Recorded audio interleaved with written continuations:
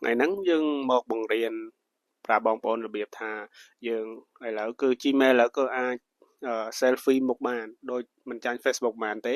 ហើយពេលយើងនៅបាត់លេខកូដបាត់អ្វីហ្នឹងគឺយើងគ្រាន់តែ selfie ទៅវាស្រួលងាយស្រួលអញ្ចឹងបងប្អូនណាចង់ដឹងអាចទៅមើលទាំងអស់គ្នាហ្នឹងហើយដំបូងមកគឺយើងចូលកន្លែង Gmail ហ្នឹងដែលខ្ញុំហ្នឹងយើងចុចពីលើ Gmail ហ្នឹងមកហើយយើងអូសទៅលើឃើញកន្លែងទៅចុចត្រេហ្នឹងឈ្មោះកន្លែង Gmail យើងហ្នឹងហើយនេះគឺជា Gmail ខ្ញុំបានបង្កើត Gmail ហ្នឹងជា Gmail ខ្ញុំបង្កើតហ្នឹងហើយឥឡូវខ្ញុំចង់ទៅដាក់ Gmail ឈ្មោះដែលខ្ញុំកំពុងតែប្រើហ្នឹងនេះគឺខ្ញុំបានចូលមកហើយមាន option ជាច្រើនបងប្អូនមើល option ជាច្រើនមានកន្លែងមានអីទៅបំពេញព័ត៌មានទាំងអស់ហ្នឹងគឺនៅក្នុងហ្នឹងទាំងអស់ហើយយើងដើម្បីចូលទៅបានយើងចូលកន្លែង security sign in ហ្នឹងចូលកន្លែង password ហ្នឹងកន្លែងរូបកូនសោហ្នឹងហើយបងប្អូនចូលកន្លែងរូបកូនសោហ្នឹងហើយយើងចុចពីលើវាមួយប៉ាច់ហើយចុចពីលើវាប៉ាច់វាមានលក្ខណៈព័ត៌មានវាច្រើននៅក្នុងហ្នឹងហើយទីហោមានព័ត៌មានលេខទូរស័ព្ទមាន password ហ្នឹងណាហើយបង្កើតនៅឆ្នាំណាអញ្ចឹងណាហើយភ្ជាប់ជាមួយទូរស័ព្ទប្រមាណអញ្ចឹងហ្នឹងហើយណាដូចខ្ញុំនេះភ្ជាប់ជាមួយកុំព្យូទ័រ Galaxy S22 Ultra អញ្ចឹងណាហើយមានទៅលើមានចំនួន password អញ្ចឹងហើយនៅពីលើនោះដូចជាឆ្នាំដែលខ្ញុំបង្កើតហ្នឹងគឺ2017ហើយ Gmail ខ្ញុំហ្នឹងគឺនៅប្រើបានយូរដែរហើយយើងក្លែងមើលឃើញកន្លែង selfie video ហ្នឹងហើយយើងចូលចុចទៅកន្លែង selfie video ហ្នឹងមកគឺវានាំយើងទៅដល់កន្លែងនេះគេនាំយើងទៅដើម្បីឲ្យបំពេញ password ហ្នឹងហើយយើងគ្រាន់តែវាយ password អាហ្នឹងបើយើងចាំយើងបំពេញ password មកខ្ញុំនៅចាំ password ខ្ញុំហ្នឹងគឺនៅដែរខ្ញុំទៅស្គាល់តែវាយមកបាច់ហើយខ្ញុំចុច next អូខេ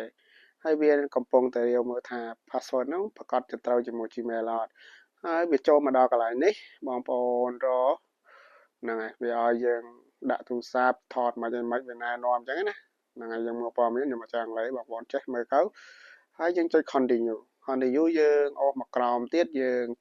ហ្នឹងហើយព័ត៌មានវាដាក់មិនអញ្ចឹងខ្ញុំតែយើងគ្រីសកន្លែងនេះមួយយើងបងប្អូនអត់គ្រីសក៏បានដែរហើយយើងចុចគ្រីស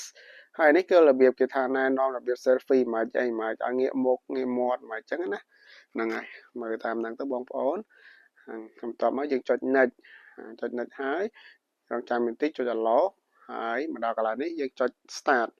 ចាស់សក់ងាយទីបងប្អូនតែមួយទឹកហើយក៏ធ្វើវីដេអូមកទៅហើយយើងចុចពេលមកដល់នេះយើងមើលមានអបទៅយើងចុច start មកនេះវាឲ្យយើងងាកឡើងលើហ្នឹងហើយធ្វើតាមរូបសញ្ញាហ្នឹងបើវាគ្រីសទៅក្រោមវាឲ្យងាកឡើងលើទៅក្រោមអូខេហើយវាឲ្យយើងធ្វើតាមវាឲ្យងាកមុខហើយព្រិចភ្នែកធ្វើតាមវាអញ្ចឹងទៅបងប្អូនធ្វើតាម option វាដែលគេឲ្យធ្វើអញ្ចឹង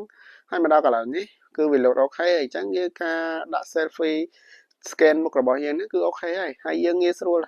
ពេលដែលយើងបាត់លេខកូដបាត់អីគឺគ្រាន់តែយើង scan មុខមក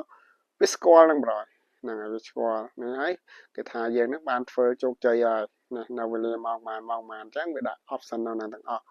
ហ្នឹងហើយមានតែប៉ុណ្្នឹងទេបងប្អូនហើយយើងចេញមកវិញមកហ្នឹងហើយយើងចេញមកវិញគឺរួចរាល់ហើយងាយហ្នឹងហើយងាយបងប្អូនងាយហើយអាហ្នឹងវាស្រួលដែរពេលដែលបងប្អូនបាត់អីវាស្រួល